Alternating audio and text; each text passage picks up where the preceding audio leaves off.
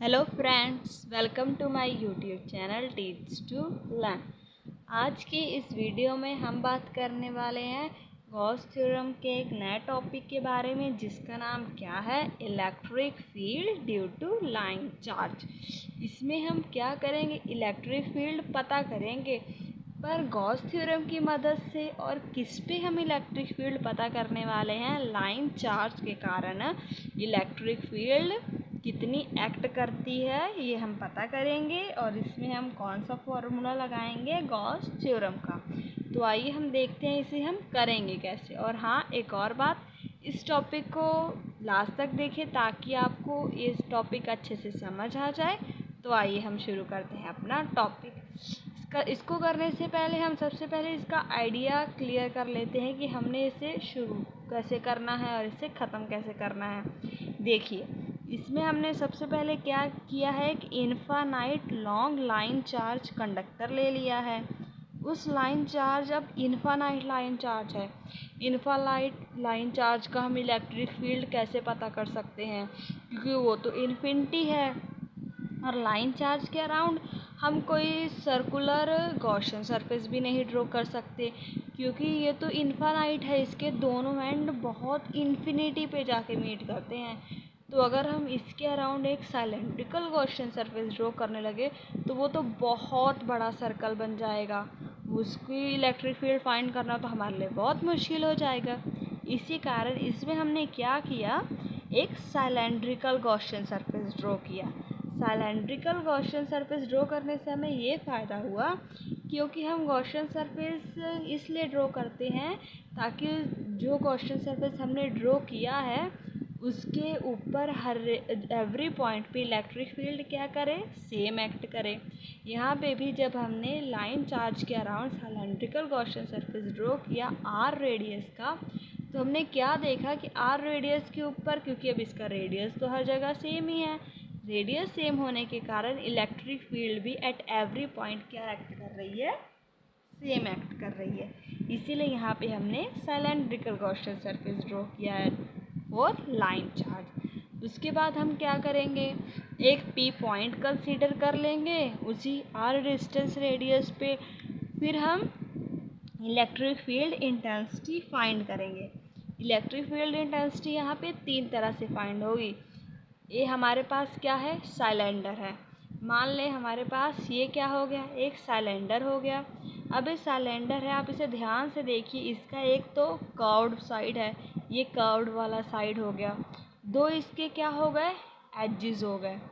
तो electric field हमें सबसे पहले किसकी फाइंड करेंगे, इसकी कर्व्ड सरफेस की, फिर इन दोनों एजेस की, फिर इस कर्व्ड सरफेस और इन दोनों एजेस को ऐड करके हमें पता चलेगा electric field due to line charge, total electric field क्या निकल के आई है हमारे पास। तो आइए हम शुरू करते हैं अपना टॉपिक, जो कि मैंने आपको बता ही चुका है कि line charge infinite line charge है। इसकी लेंथ कितनी है, हम जो सिलेंडर ड्रॉ करेंगे और जो इनफाइनाइट लाइन चार्ज कंडक्टर लिया हमने, मान लिया है कि इसकी लेंथ कितनी है L, और लीनियर चार्ज डेंसिटी कितनी है लैम्डा। क्योंकि ये लाइन चार्ज है इसीलिए इसकी क्या होगी, लीनियर चार्ज डेंसिटी होगी। और इसका रेडियस क्या है, R. If we construct a cylindrical Gaussian surface around a line charge की, हमने इसके अराउंड जो cylindrical Gaussian surface ड्रॉ किया है, अगर हम उसका रेडियस R ले लें और उसकी लेंथ L ले लें, तो ये क्या होगा, it is also along the axis of cylinder. ये जो है cylindrical Gaussian surface, ये भी इसके एक्सिस के अलोंग ही है। फिर वही बात जो मैंने आपको बताई कि हम क्या करेंगे, एक पी पॉइंट ले लेंगे at a distance R from line charge, जहाँ पे हमने क्या कैलकुलेट करनी है, इलेक्ट्रिक फील्ड इंटेंसिटी।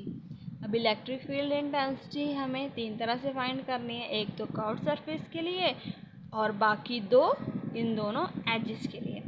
सबसे पहले हम ये देखते हैं कि electric flux through curved surface area कितनी है।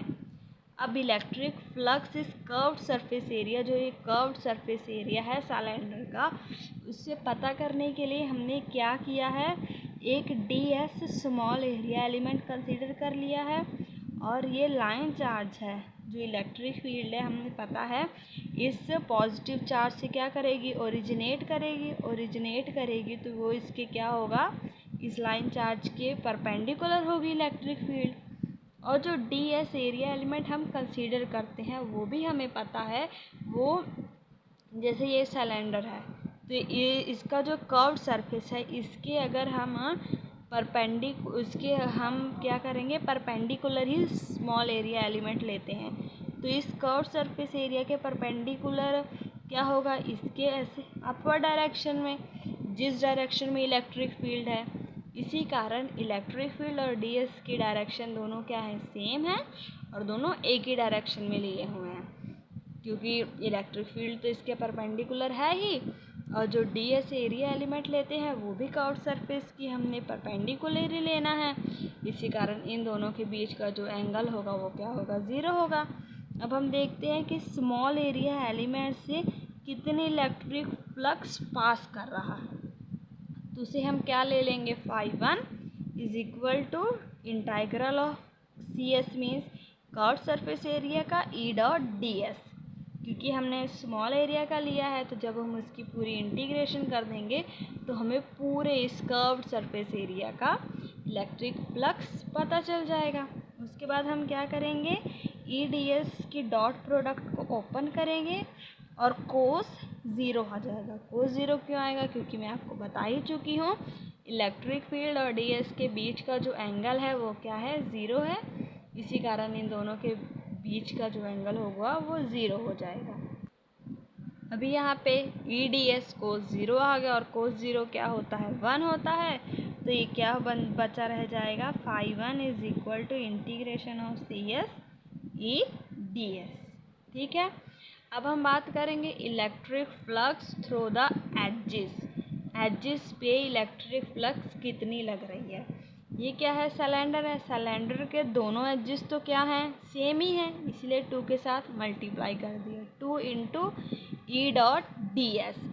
और ई डी एस कोस 90 क्यों आ गया, क्योंकि जो हमारे पास ये तो था कर्व्ड सरफेस की बात, पर जो हम ये जो लाइन चार्ज है वो तो इस तरह है और उसके ऊपर इलेक्ट्रिक फील्ड क्या एक्ट कर रही है, परपेंडिकुलर एक्ट कर रही है। पर अगर हम इस एजेस की बात करें, ये जो एजेस है हमारे पास, हमने क्या करना है, इस एजेस के नॉर्मल क्या लेना है, स्मॉल एरिया एलिमेंट लेना है। तो इस एज के नॉर्मल एरिया एलिमेंट क्या होगा, इसके परपेंडिकुलर आउटवर्ड, और जो इलेक्ट्रिक फील्ड है उसकी डायरेक्शन इस तरह है, परपेंडिकुलर अपवर्ड। और इस सरफेस एजेस के जो एरिया एलिमेंट है वो क्या है, परपेंडिकुलर आउटवर्ड।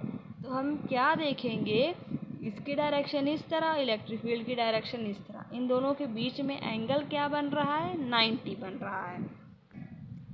ये हम यहाँ से भी देख सकते हैं, क्योंकि इलेक्ट्रिक फील्ड क्या है, पर पॉजिटिव चार्ज से ओरिजिनेट कर रही है तो उसकी डायरेक्शन तो अपवर्ड ही होगी। और जो इस एजेस के हम नॉर्मल लेंगे अगर स्मॉल एरिया एलिमेंट, तो इसकी डायरेक्शन इस साइड होगी। तो हम क्या देख रहे हैं, इन दोनों के बीच का जो एंगल है वो क्या है, 90 डिग्री है। इसीलिए जब हम ई डॉट डी एस की डॉट प्रोडक्ट ओपन करेंगे तो कोस 90 आ जाएगा। यहाँ पे क्या है, phi2 2 इंटू ई डी एस की जब हमने डॉट प्रोडक्ट ओपन की फॉर एजेस तो क्या आ गया, कोस 90, और कोस 90 की वैल्यू क्या होती है, 0। और हमें पता है 0 को किसी के भी साथ मल्टीप्लाई करो तो वो क्या बन जाएगा, 0। तो phi2 की वैल्यू हम क्या देख रहे हैं, हमारे पास क्या आ गई, 0 आ गई। टोटल इलेक्ट्रिक फ्लक्स मैंने आपको बताया था क्या होगा, phi1 इंटू phi2। phi1 क्या था, electric flux through curved surface, और phi2 क्या था, electric flux through the edges. पर हम यहाँ पे देख पा रहे हैं कि जो टोटल इलेक्ट्रिक फ्लक्स है वो सिर्फ किसके कारण आ रही है, कर्व्ड सरफेस के कारण आ रही है, क्योंकि एजेस की जो इलेक्ट्रिक फ्लक्स थी वो क्या हो गई, 0 हो गई। ई डी कोस 0 डिग्री 1, ये हमारे पास integration of curved surface E D S आ गया।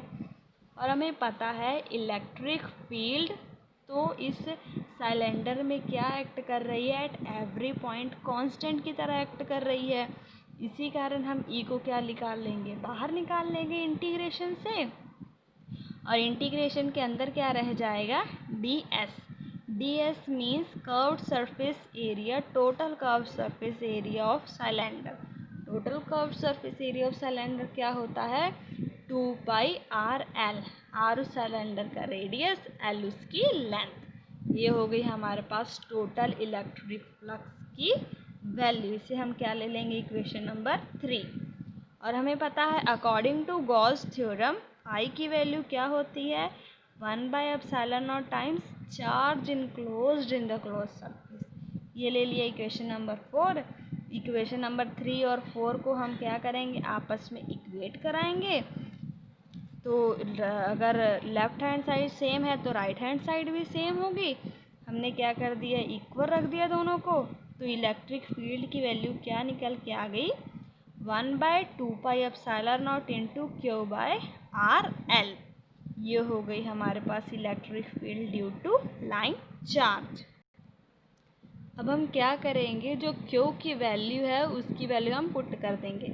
हमने शुरू में लिखा था कि लीनियर चार्ज डेंसिटी की वैल्यू क्या होती है, चार्ज पर यूनिट लेंथ। यहाँ से हम चार्ज की वैल्यू निकाल लेंगे, लैम्डा इंटू एल आ जाएगी। तो हम वही वैल्यू यहाँ पे फिल कर देंगे। चार्ज की जगह क्या लिख दिया, लैम्डा इंटू एल। एल के साथ एल कैंसिल हो गया और बच क्या जाएगा, 1/2πε0 इंटू लैम्डा बाय आर। अब हम इस इक्वेशन से ये देख पा रहे हैं कि लैम्डा बाय 2πε0 तो क्या है, कांस्टेंट ही है। जो इलेक्ट्रिक फील्ड है वो इन्वर्सली किसके प्रोपोर्शनल हो रही है, मतलब किस पे एक्ट कर रही है, ओनली आर डिस्टेंस पे। इससे हमारे पास इलेक्ट्रिक फील्ड की एक और डेरिवेशन आ गई कि हमें कोई कह सकता है कि इलेक्ट्रिक फील्ड, ये छोटे क्वेश्चंस में भी आ सकता है कि इलेक्ट्रिक फील्ड इन्वर्सली आर के प्रोपोर्शनल किस डेरिवेशन में होती है और ये कब होता है। इसका ग्राफ अगर हम देखें तो इसका ग्राफ हमारे पास ऐसा बनेगा। आपको याद ही होगा हमने इलेक्ट्रिक फील्ड की मतलब आर के ऊपर डिपेंडेंस, जिससे पहला चैप्टर था इलेक्ट्रिक फील्ड इंटेंसिटी वाला, उसमें भी देखा था। उसमें electric field due to axial, due to equatorial, किसी भी पॉइंट पे किसके इन्वर्सली प्रोपोर्शनल आ रहा था, आर स्क्वायर के आ रहा था। पर यहाँ पे हमें एक और डेरिवेशन देखने को मिल गई, एक नई चीज़ देखने को मिल गई कि इलेक्ट्रिक फील्ड 1/r के भी प्रोपोर्शनल हो सकता है। अब 1/r² और 1/r के बीच में रिलेशन क्या है वो हम इस ग्राफ के थ्रू देखते हैं। यहाँ पे देखिए ये कौन सा ग्राफ है, 1/r² का, और ये ग्राफ किसका हो गया, 1/r का। ये ग्राफ कई बार सीधा दे दिया जाता है और हमें इससे पूछा जाता है कि 1/r² का ग्राफ कौन सा है और 1/r का ग्राफ कौन सा है। तो आपको ये पता होना चाहिए कि 1/r² का ग्राफ और 1/r के ग्राफ में थोड़ा सा ही डिफरेंस होता है।